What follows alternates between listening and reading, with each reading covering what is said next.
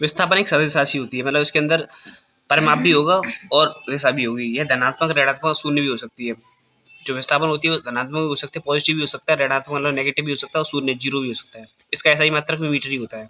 इसको small S से note करते हैं। दूरी तथा विस्थापन के अंतर, अंतर जरूर बहुत इंपॉर्टेंट है। अंतर पता होना चाहिए। दूरी यह किसी वस्तु के द्वारा तय की गई मार्ग की वास्तविक लंबाई होती है। एक्चुअल में जितनी डिस्टेंस वो कोई कवर कर रहा है उसको बोलेंगे दूरी। यह वस्तु की प्रारंभिक अवस्था एवं अंतिम अवस्था के बीच की न्यूनतम दूरी होती है। मतलब प्रारंभिक अवस्था हमारी ये थी ए और अंतिम अवस्था ये थी, तो न्यूनतम मतलब कम से कम दूरी ये होगी ना इसकी, ये होगी विस्थापन, और दूरी होगी इसकी यहाँ से यहाँ तक की डिस्टेंस और यहाँ से यहाँ तक की डिस्टेंस, ये दूरी होगी इसकी। उसका यह एक अदिश राशि होती है। दूरी जो होती है अदिश राशि होती है, यह सदैव धनात्मक होती है, कभी भी शून्य नहीं होती। दूरी कभी नेगेटिव नहीं होगी, जीरो नहीं होगी, कभी शून्य नहीं हो सकती। लेकिन जो विस्थापन होता है वो एक सदिश राशि है, और ये धनात्मक नेगेटिव पॉजिटिव भी हो सकती है, ऋणात्मक मतलब नेगेटिव भी हो सकती है, शून्य मतलब जीरो भी हो सकती है। उसके आता है चाल। किसी वस्तु द्वारा एकांक समय में तय किए गए दूरी को चाल कहते हैं। मतलब एक सेकंड में, एकांक वाला होता है एक सेकंड में चली गई दूरी को चाल कहते हैं। ठीक है, एकांक का मतलब होता है एक सेकंड। चाल एक अदिश राशि है, यह सदैव धनात्मक होती है। ये अदिश राशि है और हमेशा धनात्मक होगी। इसका मात्रक होता है चाल इक्वल टू दूरी अपॉन समय। इसकी यूनिट है मीटर अपॉन सेकंड। मीटर जो होता है दूरी का मात्रक होता है, सेकंड जो समय का मात्रक है। ठीक है, और आता है चाल का मात्रक। चाल का मात्रक क्या होता है? मीटर अपॉन सेकंड, या मीटर प्रति सेकंड भी कह सकते हैं इसको। मीटर अपॉन सेकंड ऐसे करके लिखते हैं, मीटर पर सेकंड ऐसे भी लिख सकते हैं इसको। अब आता है वेग। वेग जो होती है किसी वस्तु द्वारा एकांक समय के तय की गई विस्थापन को वेग कहा जाता है। दूरी आ रही थी तो चाल बोल रहे थे हम। एक सेकंड में चली गई दूरी को चाल बोलते हैं, और एक सेकंड में चले गए विस्थापन या एक सेकंड में किए गए विस्थापन को बोलते हैं वेग। एक निश्चित दिशा में किसी वस्तु की चाल को ही वेग कहा जाता है। मतलब मैंने बोला 5 मीटर जा रहा हूँ पूर्व दिशा में, तो वेग हो गया, मतलब एक विस्थापन हो गया वो। ठीक है, तो वेग क्या है? विस्थापन अपन समय। वेग सदिश राशि होती है। वेग जो होती है वो धनात्मक भी हो सकती है, पॉजिटिव भी हो सकती है, ऋणात्मक नेगेटिव भी हो सकती है, और शून्य भी हो सकती है। जब विस्थापन धनात्मक होगा तो वेग धनात्मक होगा। अगर विस्थापन हमें धनात्मक पॉजिटिव है तो वेग भी हमारी पॉजिटिव निकल के आएगी।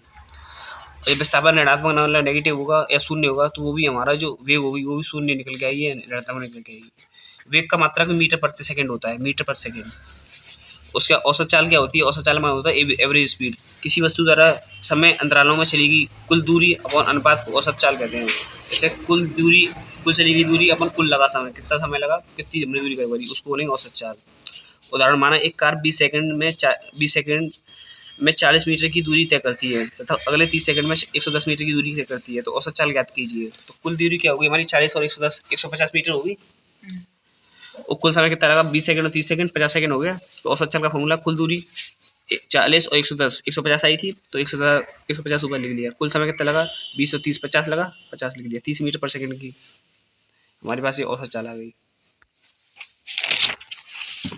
उसका अर्थ है गति के प्रकार। एक समान गति होती है, दूसरी असमान गति होती है। एक समान गति क्या होती है? जब कोई वस्तु समान समयांतराल में समान दूरी तय करती है तो उसकी गति को एक समान गति कहा जाता है। मतलब 1 सेकंड में एक डिस्टेंस, 1 मीटर डिस्टेंस, 2 सेकंड में 2 मीटर डिस्टेंस, तो उसको बोलेंगे एक समान गति। माना कोई गाड़ी 9 बजे चलना प्रारंभ करती है और 10 बजे 100 किलोमीटर डिस्टेंस कवर करती है, तो अगले घंटे में 11 बजे से तक भी 100 किलोमीटर की दूरी तय करती है, तो फिर 11 बजे से 12 बजे तक भी 100 किलोमीटर की दूरी करती है। मतलब हर घंटे इक्वल डिस्टेंस कवर कर रही है कोई बॉडी, अर्थात वह प्रति घंटे 100 मीटर की दूरी तय करती है, तो उसकी गति को एक समान गति बोलेंगे। उसका ग्राफ ऐसे बनेगा। 9 से 10 बजे तक के बीच में 100 मीटर डिस्टेंस कवर करा, 10 से 11 के बीच में इस एक समान गति बोलते हैं। मतलब इसका ग्राफ जो आता है वो सीधे स्ट्रेट लाइन ग्राफ आएगा। ठीक है, एक समान गति का ग्राफ सीधी रेखा में आता है, सीधी रेखा में। उसका आता है असमान गति। जब कोई वस्तु एक समान समय अंतराल में अलग अलग दूरियां तय करती है तो उसकी गति को असमान गति कहा जाता है। मानो कोई कार 4 घंटे में किसी मार्ग पर चलती है, वह पहले घंटे में 20 किलोमीटर कवर करती है, तो दूसरे घंटे में 40 किलोमीटर दूरी तय करती है, और चौथे घंटे में 40 से 25 किलोमीटर दूरी करती है। मतलब हर घंटे में अलग अलग दूरी कवर कर रही है, तो उसका ग्राफ इस तरीके से बनेगा, ये उल्टा सीधा टेढ़ा मेढ़ा निकलेगा। और हर घंटे में अनइक्वल डिस्टेंस कवर कर रही है, अनइक्वल दूरी कवर कर रही है, तो इसलिए इसको ग्राफ जो है वो इसका टेढ़ा मेढ़ा कैसा भी हो सकता है, ग्राफ सीधा नहीं आएगा। ठीक है,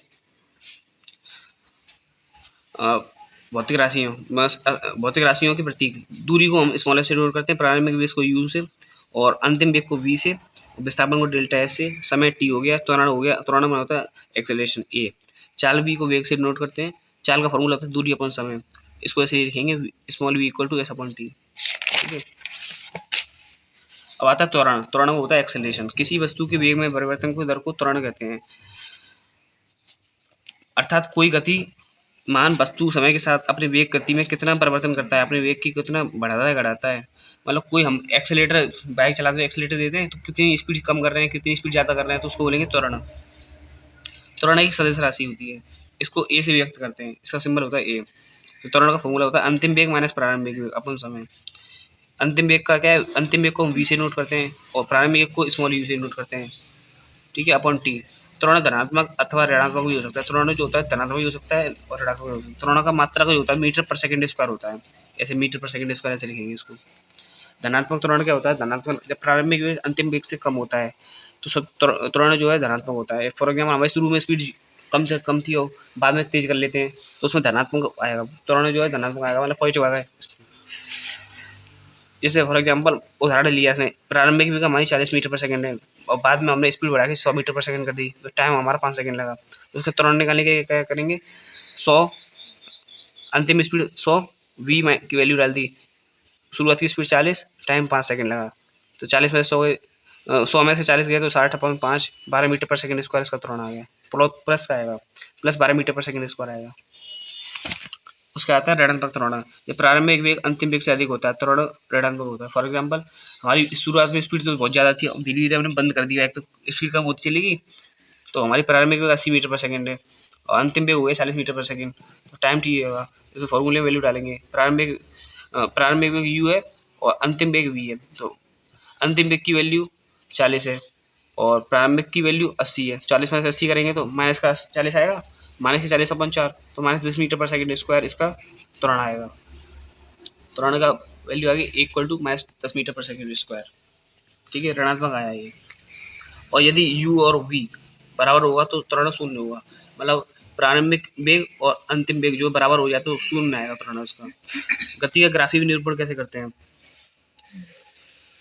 इस पे जो वाई एक्सिस होता है इस पे दूरी शो करते हैं, इस पे टाइम शो करते हैं हम।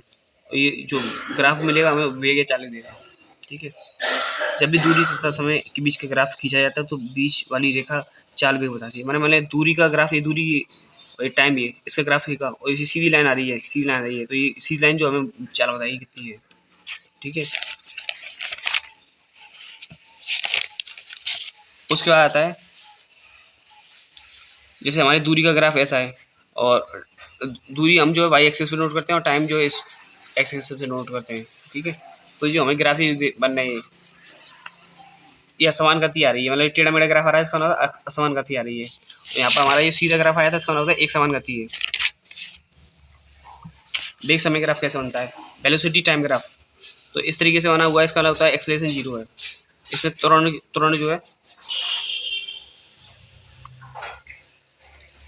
और इसमें चाल जो है एक समान है, एक समान चाल है इसमें। ठीक है, वेलोसिटी टाइम ग्राफ हमें हमेशा एक्सेलरेशन देता है, ये दे रहा है। उसके बाद में आता है जब वेग चाल में एक समान परिवर्तन हो, वेलोसिटी और टाइम में चेंज हो रहा है, तो ये वाला जो ग्राफ होगा, ये बीच वाला ग्राफ हमें एक्सेलरेशन देगा, त्वरण देगा, त्वरण। ठीक है, गति के समीकरण, वे समीकरण जो किसी वस्तु की स्थिति